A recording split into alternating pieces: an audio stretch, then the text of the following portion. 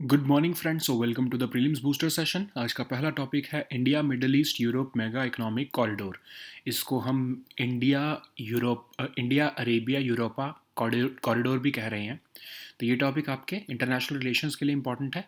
PM Modi जो है उन्होंने India Middle East Europe mega economic corridor जो है G20 की साइडलाइंस पर जो है वो अनाउंस किया है, along with partners like UAE, Saudi Arabia, European union, France, Italy, Germany और यूएसए।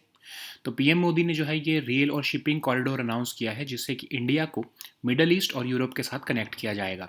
ये प्रोजेक्ट इकोनॉमिक ग्रोथ फॉस्टर करने के लिए जो है वो बनाया गया है, पॉलिटिकल कॉपरेशन के लिए बनाया गया है। और ये ट्रेड बूस्ट करेगा, एनर्जी रिसोर्सेज ट्रांसपोर्ट करने में है जो है हेल्प करेगा, डिजिटल कनेक्टिविटी को इम्प्रूव करेगा। ठीक है। अब ये प्रोजेक्ट जो है ये हमारे partnership for global infrastructure investment, जो कि G7 समिट 2021 में लॉन्च किया गया था यूएस द्वारा, उसका ही एक पार्ट है। एक कोलैबोरेटिव एफर्ट है G7 नेशंस का इंफ्रास्ट्रक्चर प्रोजेक्ट को जो है वो एक तरह से फंड करने का। ठीक है। इसमें ग्रीन और डिजिटल ब्रिज भी जो है वो अक्रॉस कॉन्टिनेंट्स और सिविलाइजेशंस बनाया जाएगा। अब इस प्रोजेक्ट में जो मॉडर्न डे स्पाइस राउट है, जो खासकर इंडिया, मिडल ईस्ट और यूरोप के रीजन में, उसमें ट्रेड को कैसे बूस्ट किया जाए, वो एक इंफ्रास्ट्रक्चर प्रोजेक्ट है, कनेक्टिविटी प्रोजेक्ट है उससे रिलेटेड। और rail link, electricity cable, hydrogen pipeline, high speed data cable, ये सब इसका पार्ट होंगे। रेलवे और पोर्ट फैसिलिटीज़ बनाई जाएंगी अक्रॉस मिडल ईस्ट, यूएई में, सऊदी अरेबिया में, जॉर्डन में, इसराइल में। और इससे जो है इंडिया और यूरोप का जो ट्रेड है वो लगभग 40% तक बढ़ जाएगा। ठीक है। तो जो स्पीड होगी रादर ट्रेड की, अगर हम देखें तो सिग्निफिकेंस इसकी क्या है कि एक गेम चेंजर रहेगा ग्लोबल ट्रेड के लिए। एक ऑल्टरनेटिव देगा चाइना के ऊपर जो ट्रेड डिपेंडेंस है यूरोप की उसको। और इससे जो लैक ऑफ इंफ्रास्ट्रक्चर की जो प्रॉब्लम्स हैं इन लोअर और मिडल इनकम कंट्रीज़ में, वो जो है एड्रेस हो जाएंगी। इकोनॉमिक ग्रोथ को बूस्ट करेगा, कंट्रीज़ इन मिडल ईस्ट जो है उनको इकट्ठे लाएगा, और इकोनॉमिक एक्टिविटी के लिए जो है ये पूरा रीजन एक हब बन जाएगा। चाइना का जो बेल्ट एंड रोड इनिशिएटिव है उसको काउंटर करने के लिए मोस्टली यूएस का ये प्लान है कि वो इस partnership for global infrastructure investment के थ्रू जो है चाइना को काउंटर कर सके। अगर हम देखें इंडिया के लिए, तो इंडिया की को जो है क्रेडिबल कनेक्टिविटी चाहिए थी। और यूरोप के लिए तो हमने कई बार पाकिस्तान से ट्राई किया, पाकिस्तान ने रिफ्यूज़ किया। फिर ईरान से ट्राई किया। ईरान जो है इंडिया के साथ कोऑपरेट तो करता है, बट उनकी वेस्ट के साथ जो है वो रिलेशंस ठीक नहीं है। ठीक है। तो कई तरह के जो है जियोपॉलिटिकल ट्रेंड्स जो हैं वो अगर हम देखें, वो इसमें मिथ जो है वो नवे सामने आ रहे हैं। जैसे सबसे पहला तो ये मिथ टूट रहा है कि इंडिया और यूएस तो सिर्फ इंडो पैसिफिक रीजन में ही कोलैबोरेट कर सकते हैं, वेस्टर्न साइड में जो है इंडिया और यूएस के इंटरेस्ट अलाइन नहीं होते। तो अगर हम देखें तो I2U2 समिट, या फिर जो ये आपका मेगा इकोनॉमिक कॉरिडोर प्रोजेक्ट है, ये एक उस मिथ को तोड़ रहा है। पाकिस्तान की जो वीटो थी कि वो हमारे को अपना लैंड नहीं यूज़ करने देता था हमको यूरोप के लिए एक्सेस लेने के लिए, वो भी एक जो है वो पाकिस्तान की वीटो भी टूट रही है। इंडिया की स्ट्रेटजिक एंगेजमेंट भी जो है अरेबियन पेनिनसुला के साथ वो भी बढ़ रही है। ठीक है। खास करके सऊदी अरेबिया, यूएई, ऐसी कंट्रीज़ के साथ। फिर यूरोप में भी जो है इंफ्रास्ट्रक्चर की डेवलपमेंट का एक बहुत बड़ा प्रोजेक्ट होगा ये। लगभग यूरोपियन यूनियन ने भी जो है 300 मिलियन यूरोस जो है वो इंफ्रास्ट्रक्चर स्पेंडिंग के लिए वर्ल्ड वाइड जो है वो अगले 4-5 साल के लिए रखे हैं। उसमें जो है ईयू भी एक मेजर स्टेक होल्डर की तरह सामने आएगा, इंटीग्रेट करने के लिए अपने आप को इंडिया और अरेबिया के साथ। नेक्स्ट हम टॉपिक देखते हैं दिल्ली डेक्लेरेशन ऑफ G20। ये टॉपिक भी इंटरनेशनल रिलेशंस के लिए इंपॉर्टेंट है। तो इंडिया की जो G20 समिट है वो कंक्लूड हुई है, और G20 का न्यू दिल्ली लीडर्स डेक्लेरेशन जो है वो अडॉप्ट कर लिया गया है। तो ये एक विक्ट्री है इंडिया की G20 प्रेसिडेंसी की। अगर हम देखें यूनिकनेस क्या है इसकी डिक्लेरेशन की, ये एक प्रीएम्बल से स्टार्ट होती है और एक कंक्लूजन पर जाकर एंड होती है। रशिया और यूक्रेन के जो पैराग्राफ्स हैं उसमें रशिया को आउटराइटली कंडेम तो नहीं किया गया है, लेकिन जो है, और उनकी एग्रेशन पर भी कुछ नहीं बोला गया है, लेकिन कुछ ऐसी भी चीज़ें रखी गई हैं जिससे कि वेस्टर्न कंट्रीज़ भी जो डिमांड कर रही थी वो भी हमने एक्सेप्ट कर लिया। ठीक है। और अगर हम देखें तो ग्लोबल इकोनॉमिक सिचुएशन के बारे में भी ये बात कर रही है, खासकर फाइनेंशियल इंक्लूजन, करप्शन को सिर्फ कैसे फाइट करना है। इवन एक जो इंडिया का डिमांड थी कि action plan against fugitive economic offenders, वो भी जो है वो इम्प्लीमेंट करने की बात हो रही है। Hunger, malnutrition, health collaboration, quality education, इसके ऊपर भी जो है इस दिल्ली डिक्लेरेशन में प्रोविजंस डाले गए हैं। अगर देखें, one of the important element जो है वो इसमें ये है कि कैसे फ्यूचर पेंडेमिक्स जो है उनको हम रोक सकते हैं, खासकर उसका इकोनॉमी पे इम्पैक्ट रोक सकते हैं। एजुकेशन के बारे में भी है इसमें कि जैसे टीचर्स की कैपेसिटी कैसे इन्हेंस करनी है, करिकुलम कैसे इम्प्रूव करना है, कंटेंट लोकल लैंग्वेज में कैसे देना है, एक्सेस टू डिजिटल रिसोर्सेज कैसे लेके आने हैं, ये सब जो है कंपोनेंट्स इसमें कवर किए गए हैं। फिर अगर हम देखें तो clean, sustainable, inclusive energy, affordable energy, इससे रिलेटेड ग्रीन डेवलपमेंट पैक्ट भी है। फिर कैसे इंटरनेशनल फाइनेंशियल इंस्टीट्यूशंस को रिफॉर्म करना है, खासकर यूएन सिक्योरिटी काउंसिल और मल्टीलैटरल डेवलपमेंट बैंक्स जैसे कि वर्ल्ड बैंक, आईएमएफ, उससे रिलेटेड भी पहली बार G20 में एक सहमति बनी है। और digital public infrastructure, crypto assets, artificial intelligence को कैसे रिस्पॉन्सिबली जो है वो हमने मैनेज करना है, तो उसके लिए G20 framework for digital public infrastructure and global digital public infrastructure repository बनाया जा रहा है। और साइबर एजुकेशन, साइबर अवेयरनेस के ऊपर भी एक कॉम्प्रिहेंसिव टूल किट है। जेंडर रिलेटेड इश्यूज़ के लिए भी equal rights to economic resources, property ownership, financial services, inheritance for women, उसके लिए भी पहली बार फुल फ्लेज्ड वर्किंग ग्रुप बनाया जाएगा वुमेन एम्पावरमेंट के लिए। बनाया गया है इंडिया की G20 प्रेसिडेंसी में। और टेररिज्म और मनी लॉन्ड्रिंग के खिलाफ जो है वो एक कंडेमनेशन रखा गया है।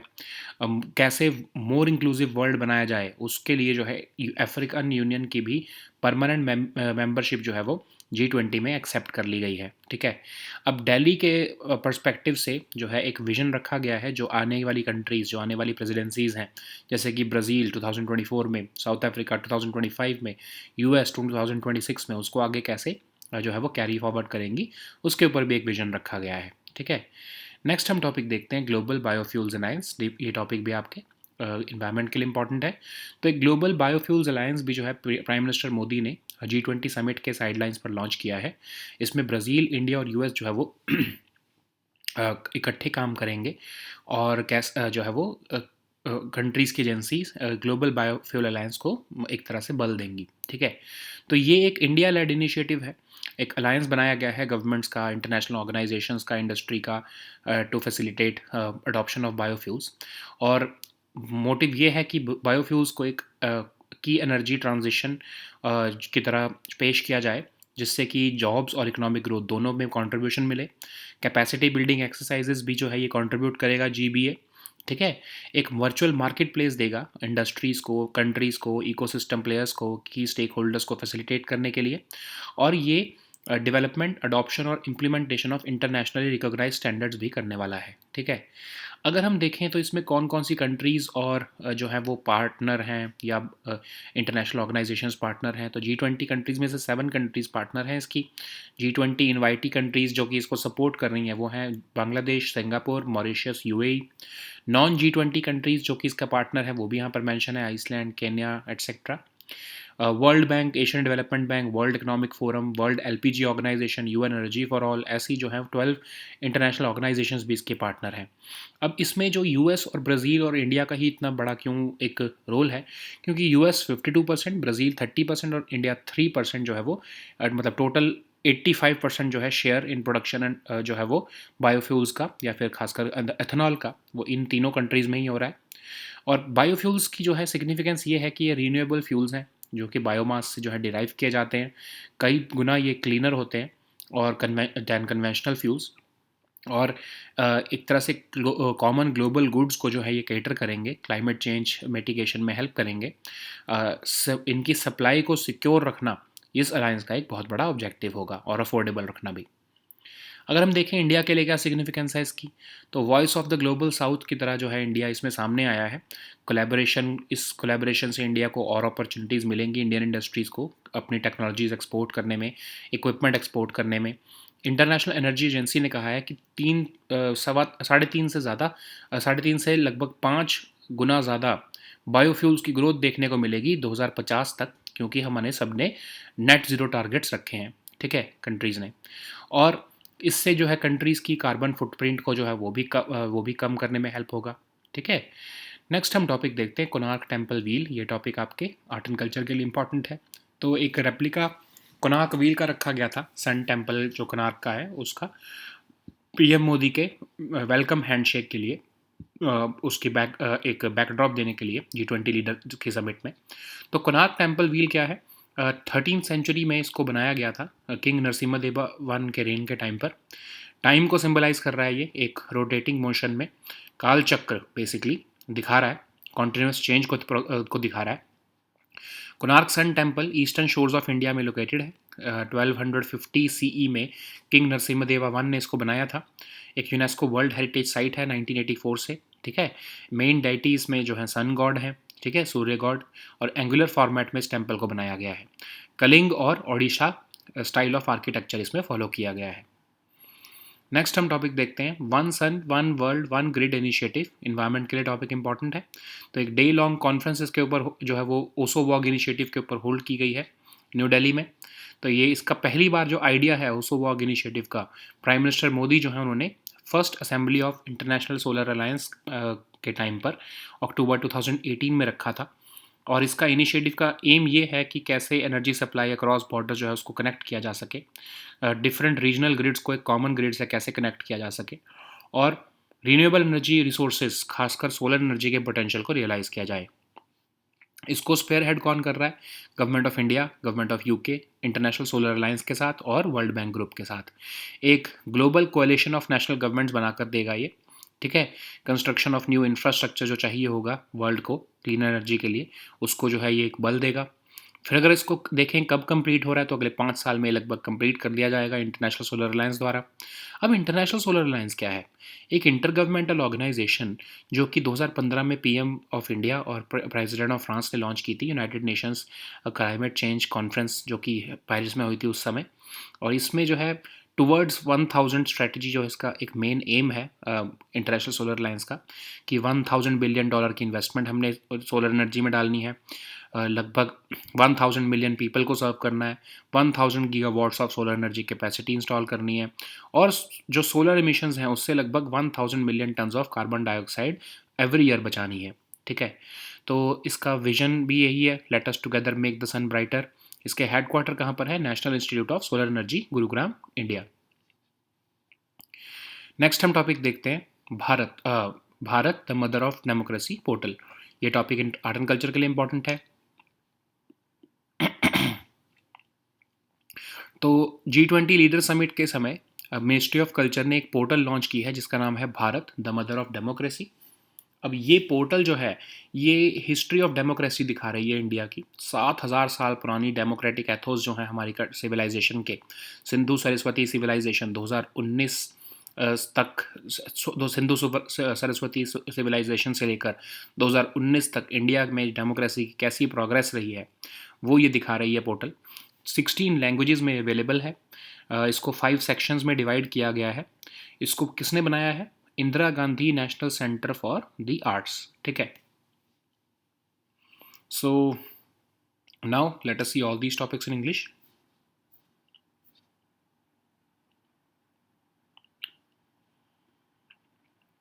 So the first topic is India, Middle East, Europe Mega Economic Corridor. This topic is important for your international relations. PM Modi has recently launched the India, Middle East, Europe Economic Corridor. It is also being said as the India, Arabia, Europa Corridor to counter China's Belt and Road Initiative. And this would include India, UAE, Saudi Arabia, European Union, France, Italy, Germany, and the US. So the plan is to build rail and shipping corridors linking India with the Middle East and Europe, and it would help us to boost and trade, transport, and energy resources and improve digital connectivity. So it is part of the partnership of for global infrastructure investment, and it is a collaborative effort by which is a collaborative effort by G7 nations to fund infrastructure projects in developing countries. Okay, so this project is also called as a green and digital bridge across continents and civilizations. So it will bolster trade between India, Middle East, and Europe, and it will establish a modern day spice route to bind these regions, which contribute about 1/3 of the global economy. So this project would include a rail link as well as an electricity cable, a hydrogen pipeline, and high speed data cable. And one of the proposed project would link railway and port facilities across the Middle East, including the UAE, Saudi Arabia, Jordan, and Israel. So it will speed up trade between Europe and India by up to 40%. This could be a game changer for this region. So it will offer an alternative to China's strategic infrastructure investments. It will address the lack of infrastructure which is needed for growth in lower and middle income countries. It will enhance infrastructure and it will boost economic growth, help countries in Middle East together. It will also establish the region as a hub for economic activity, and most importantly, this is a program to which is an alternative to uh, Belt and Road Initiative of China. Okay, so what is the significance of it for India? We will also see that. So, first of all, India was also looking for credible connectivity between this region, especially for getting access to European markets. But India was also anxious about China's connectivity projects in this region. Pakistan was refusing us overland access. And even if Iran was willing to do so, but Iran does not have very good relations with the West, that's why there were some hurdles. So this is opening up several geopolitical trends. This corridor. First of all, it is breaking the myth that India and US cannot work together in the Middle East.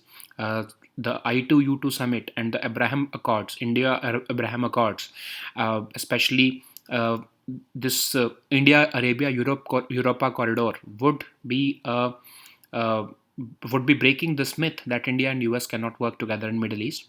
It will also break Pakistan's veto, because this Islamabad was adamant that it would not grant India access to landlocked Afghanistan and Central Asia. Indian strategic investment in the Arabian Peninsula would also open up opportunities to build enduring partnership between India and Arabia.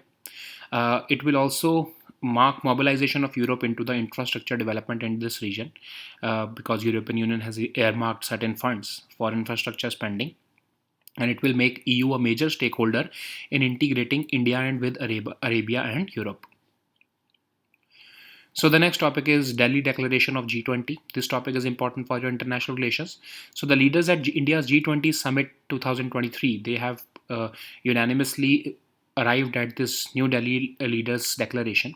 So this is a significant victory for India's G20 presidency. So let's us see certain highlights of this Delhi Declaration. So it starts with a preamble and it ends with a conclusion. It has significantly toned down the Russia-Ukraine paragraphs, and it has not condemned Russia for its actions, nor did it call it an aggression. It also talks about global economic situation, advancing financial inclusion, and fighting corruption. It also vows to implement the action plan against fugitive economic offenders, which will strengthen international cooperation and information sharing.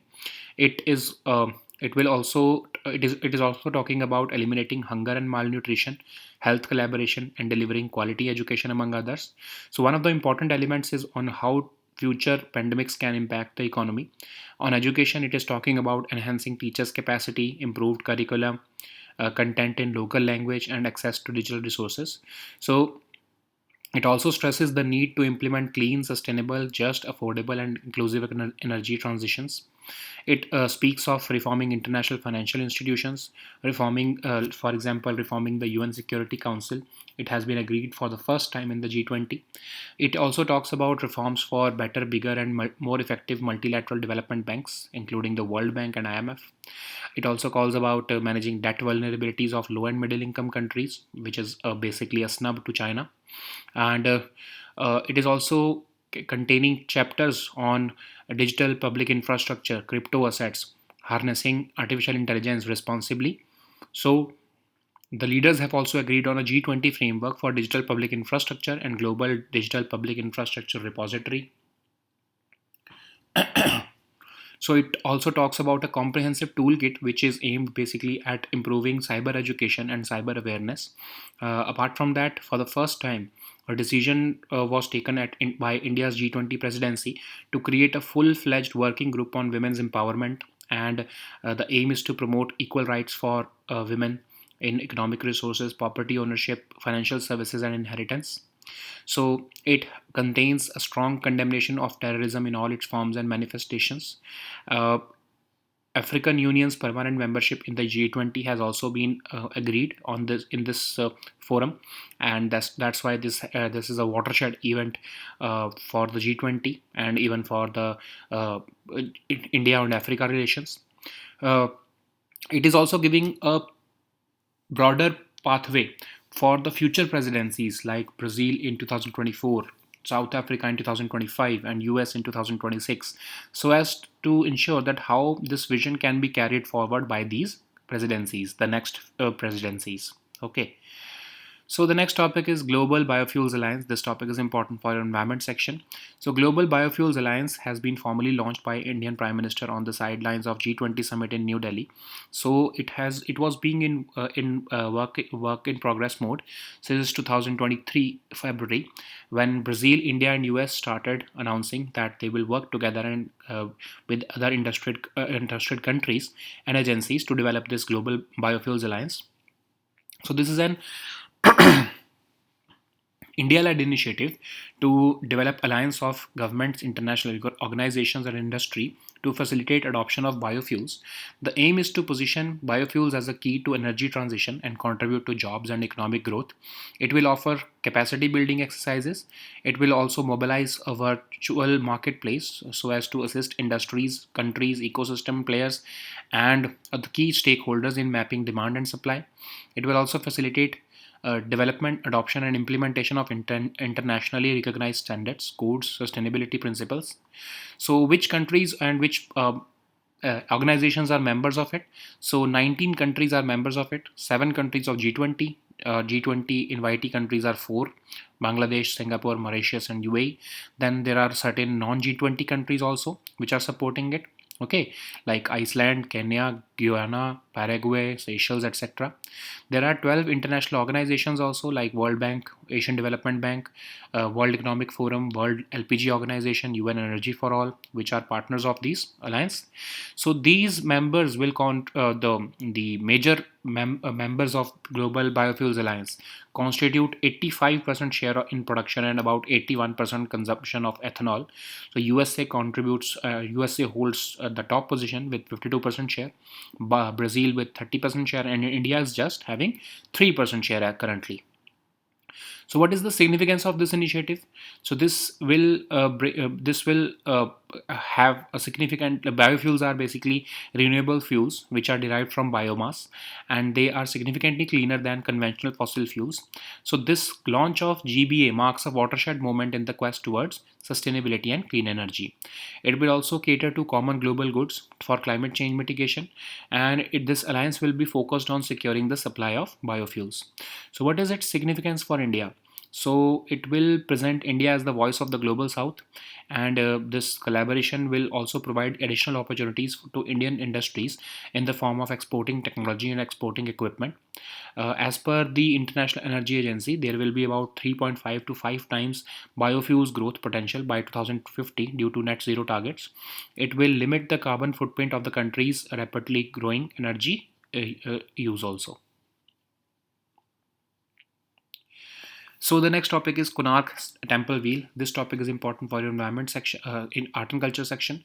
So a replica of Konark Wheel from the Sun Temple in Odisha's Puri has been served as the backdrop of PM Modi's welcome handshake with G20 leaders at the venue Bharat Mandapam.